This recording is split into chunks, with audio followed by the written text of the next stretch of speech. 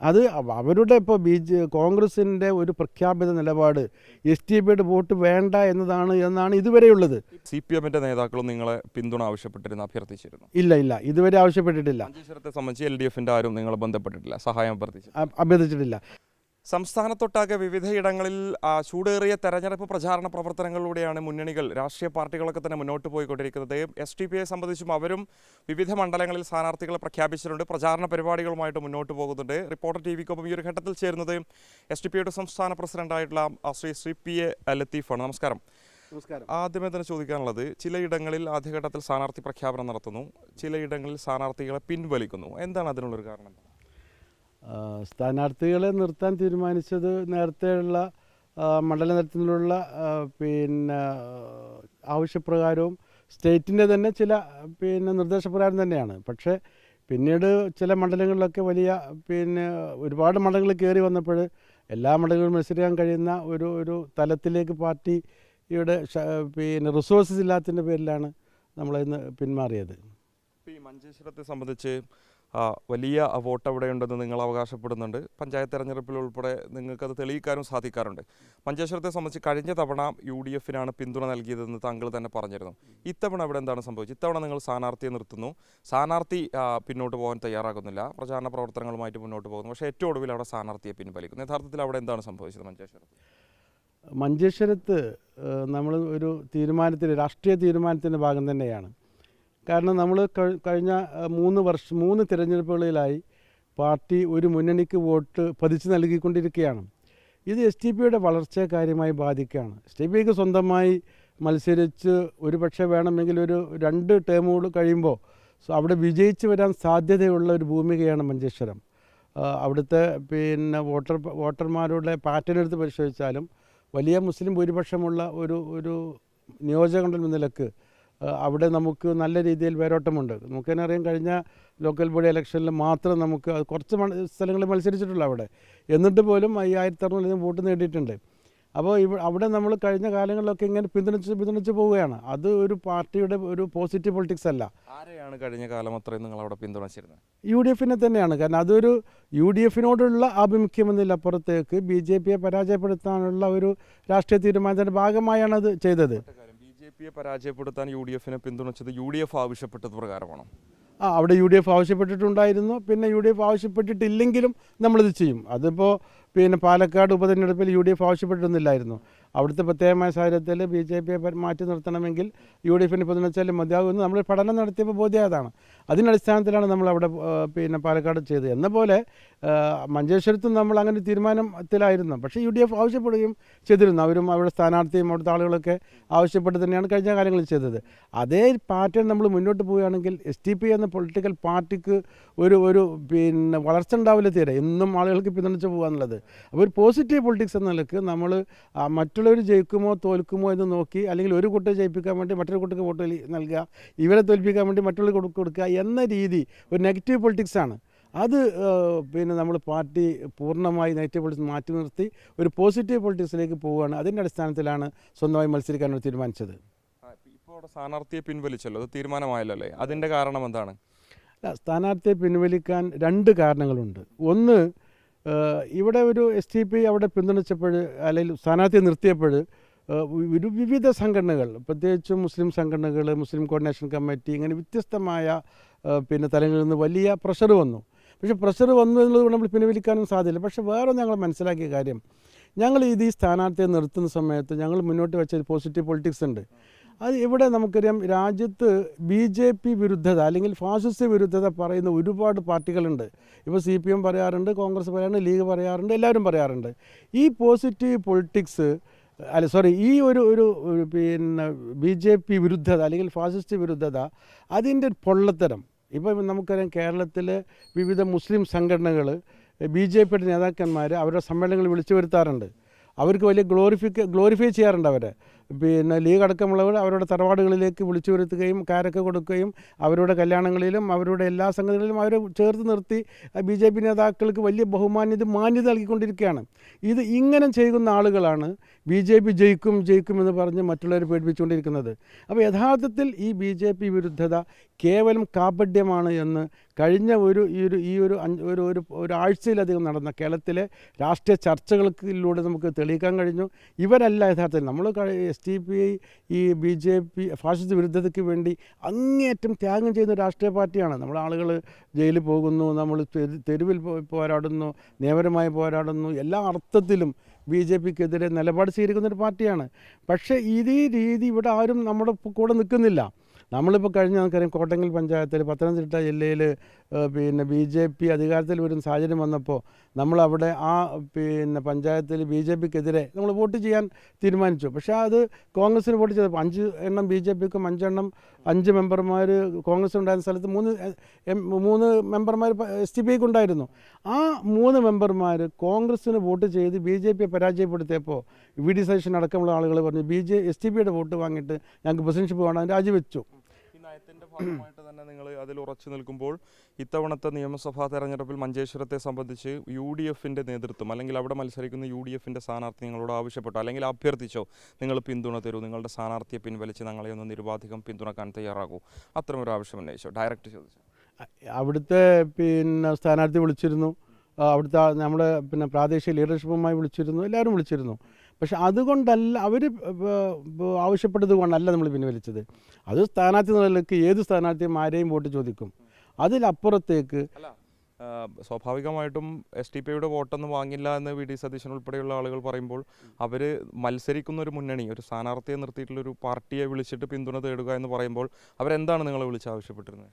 അല്ല, അവരാവശ്യപ്പെട്ടത് നിങ്ങൾ പിൻവലിക്കണം, അവിടെ സ്ഥാനാർത്ഥിയെ നിർത്തരുത്, ഞങ്ങൾക്ക് വോട്ട് വേണമെന്നാണ് പറയുന്നത്. അല്ലാതെ അവർ പിൻവലിക്കാൻ പറയില്ലല്ലോ. അപ്പോൾ അത് അവരുടെ പക്ഷെ അവർ പരസ്യമായി അംഗീകരിക്കുന്നില്ല. അതാരാണ് വിളിച്ചത്? സ്ഥാനാർത്ഥിയാണോ വിളിച്ചിരുന്നു? അതായത് മഞ്ചേശ്വരത്ത് UDF സ്ഥാനാർത്ഥി AK അഷ്റഫ് നിങ്ങളെ വിളിച്ചിരുന്നു, നിങ്ങളെ സ്ഥാനാർത്ഥിയെ പിൻവലിക്കണം, സഹായിക്കണമെന്ന് പറഞ്ഞു. എന്നെയല്ല, അവിടുത്തെ പ്രാദേശിക ജില്ലാ ലീഡർഷിപ്പിനെ വിളിച്ചിരുന്നു, പിൻവലിക്കുന്ന ആവശ്യപ്പെട്ടിരുന്നു. അപ്പോൾ അത് സ്വാഭാവികമായി വിളിച്ചു. പക്ഷേ ഇതൊന്നും അവർ ഒരു പരസ്യമായ പ്രഖ്യാപനത്തിലൂടെ അത് ആവശ്യപ്പെട്ടിട്ടില്ല. അവർ ഇൻറ്റേർണലായിട്ട് ഇതൊക്കെ സ്ഥാനാർത്ഥികൾ എല്ലായിടത്തും പോയി കണ്ട് വോട്ട് ചോദിക്കുന്നത് പോലെ ഒരു രാഷ്ട്രീയ പാർട്ടിയോട് ഒരു സ്വകാര്യ സമ്മേളനം നടത്തി വോട്ട് തരുന്ന സംഗതിയല്ല ഇത്. അത് അവരുടെ ഇപ്പോൾ കോൺഗ്രസിൻ്റെ ഒരു പ്രഖ്യാപിത നിലപാട് SDPയുടെ വോട്ട് വേണ്ട എന്നാണ് ഇതുവരെയുള്ളത്. ഇപ്പോൾ നിലവിലെ സാഹചര്യത്തിൽ അവിടെയുള്ള പ്രാദേശിക SDPI നേതൃത്വത്തിനുൾപ്പെടെ നിലവിൽ അവിടെ MLA ആയിട്ടുള്ള ഇപ്പോൾ അവിടെ മത്സരിക്കുന്ന AK അഷ്റഫിനോട് അദ്ദേഹം മത്സരിക്കുന്ന ഒരു താല്പര്യക്കുറവുണ്ട്. കഴിഞ്ഞ പഞ്ചായത്ത് തെരഞ്ഞെടുപ്പിൽ ഉൾപ്പെടെ SDPയ്ക്കെതിരെ അദ്ദേഹം പ്രവർത്തിച്ചു, ആ രീതിയിലുള്ള പരിഗണന നൽകിയില്ല എന്ന രീതിയിലുള്ള വിമർശനങ്ങളുണ്ട്. പ്രാദേശിക കമ്മിറ്റിയെ സംബന്ധിച്ച് UDF സ്ഥാനാർത്ഥിക്കെതിരെ നിൽക്കുന്നു. സംസ്ഥാന SDPI നേതൃത്വത്തിൻ്റെ നിലപാട് എന്താണ് ഇക്കാര്യത്തിൽ? ഇനി അവിടെ ആരെ പിന്തുണക്കും? LDFനെയാണോ UDFനെയാണോ SDPI മഞ്ചേശ്വരത്ത് പിന്തുണക്കുക? നമ്മളിപ്പോൾ ഞാൻ പറഞ്ഞോളൂ, നമുക്ക് അവിടെ മഞ്ചേശ്വരത്തിൻ്റെ കാര്യത്തിൽ വിവിധ രാഷ്ട്രീയ കക്ഷികളുടെ മതനിരപേക്ഷതയും അതുപോലെ തന്നെ ഫാഷിസ്റ്റ് വിരുദ്ധതയും സമൂഹ മതത്തിൽ ചർച്ചയ്ക്ക് വരുത്താനും എല്ലാവരുടെയും ഈ കാപഢ്യം തുറന്നു കാണിക്കാൻ സാധ്യമായിട്ടുണ്ട്. അത് നമുക്കൊരു വിജയമാണ്, ഒരു SDPയുടെ വിജയമാണ്.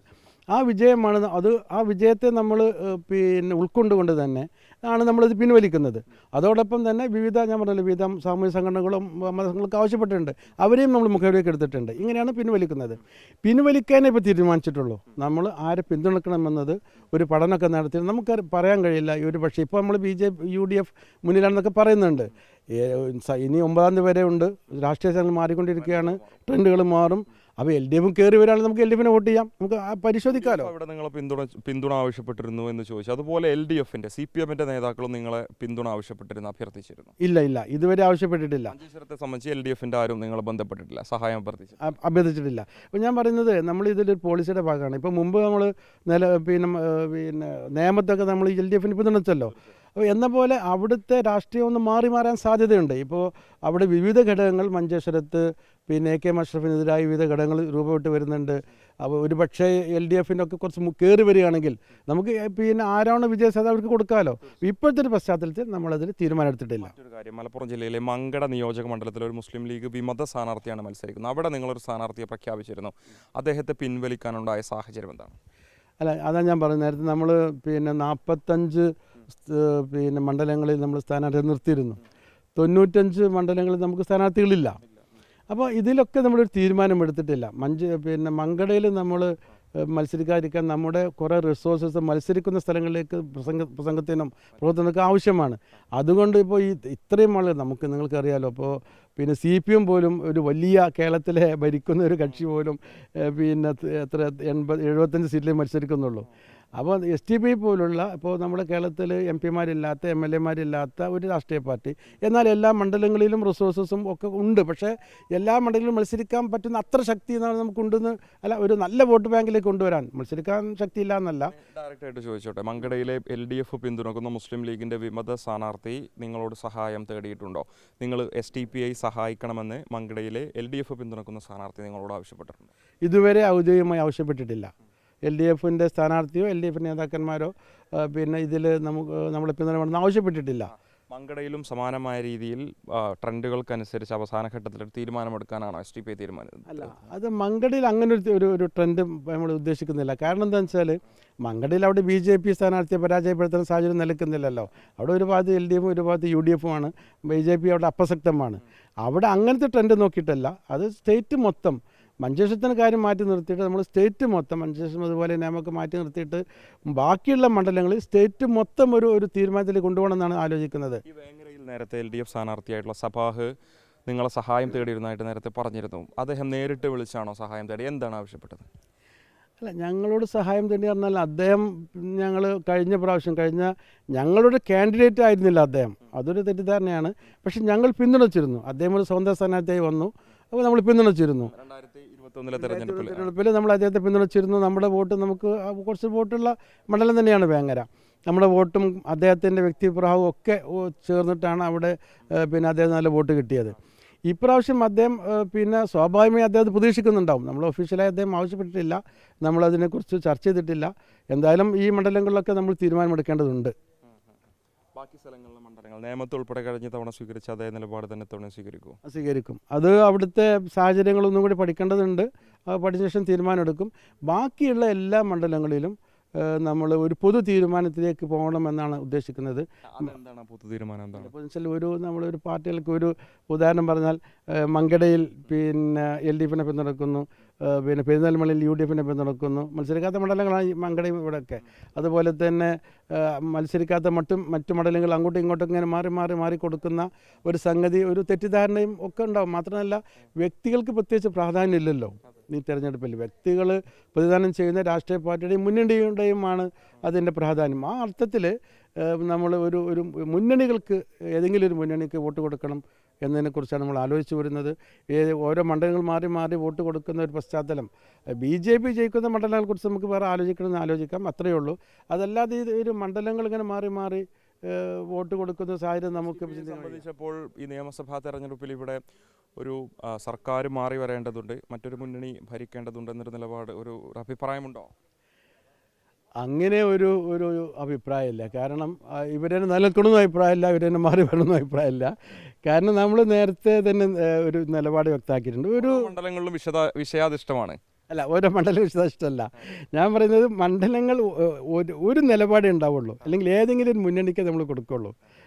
പിന്നെ ഒന്നുകിൽ LDF-ന് അല്ലെങ്കിൽ UDF-ന്. അതൊന്ന് നമ്മൾ പഠിക്കട്ടെ. ഇവരുടെയൊക്കെ ഈ മാനിഫെസ്റ്റോ വരണം. ഈ ഇലക്ഷൻ സമയത്ത് ഇവർ കൂടുതൽ വാഗ്ദാനങ്ങൾ പറയണം. പിന്നെ ജനങ്ങൾക്കുള്ള ഓഫറുകൾ പരിശോധിക്കണം. എന്നിട്ട് ഏത് മുന്നണി വന്നാലാണ് ജനങ്ങൾക്ക് ഗുണം വരിക എന്ന് പരിശോധിച്ചിട്ട് വോട്ട് കൊടുക്കും. സാധാരണഗതിയിൽ കഴിഞ്ഞ തവണയൊക്കെ UDF-നെ ആ രീതിയിൽ പിന്തുണക്കുക എന്നുള്ള തീരുമാനത്തിലേക്ക് അവസാന ഘട്ടത്തിലെത്തിയിരുന്നല്ലോ. അത് മാറി ഇത്തവണ LDF പിന്തുണക്കുക എന്നുള്ള രീതിയിലേക്ക് മാറുമോ STPയുടെ തീരുമാനം, നിലപാട്? ഇല്ല, അങ്ങനെ ഒരു തീരുമാനത്തിലെത്തിയിട്ടില്ല. LDF-ഉം UDF-ഉം നമുക്ക് സമമാണ്. LDF-നെ പിന്തുണയ്ക്കുന്നതിൽ നമുക്ക് തടസ്സമൊന്നുമില്ല, UDF-നെ പിന്തുണയ്ക്കലും തടസ്സമില്ല. നിലവിൽ നമ്മൾ അതിൽ ഒരു തീരുമാനമെടുത്തിട്ടില്ല. ഒരു വലിയ ഭരണവിരുദ്ധ വികാരമുണ്ട് എന്ന് നമുക്ക് അഭിപ്രായവുമില്ല. പിന്നെ LDF മാറി ഇവിടെ UDF വന്നേ മതിയാവും എന്ന അഭിപ്രായവുമില്ല. പിന്നെ UDF വന്നാലും LDF വന്നാലും അവരുടെ ഭരണപരമായ കാര്യങ്ങളിൽ അവർ ജനങ്ങളോടുള്ള അവരുടെ വാഗ്ദാനങ്ങൾ പൂർണ്ണമായി നിറവേറ്റണമെന്നത് മാത്രമാണ് STPക്കുള്ള താല്പര്യം. അതനുസരിച്ച് നമ്മൾ നിലപാടെടുക്കും.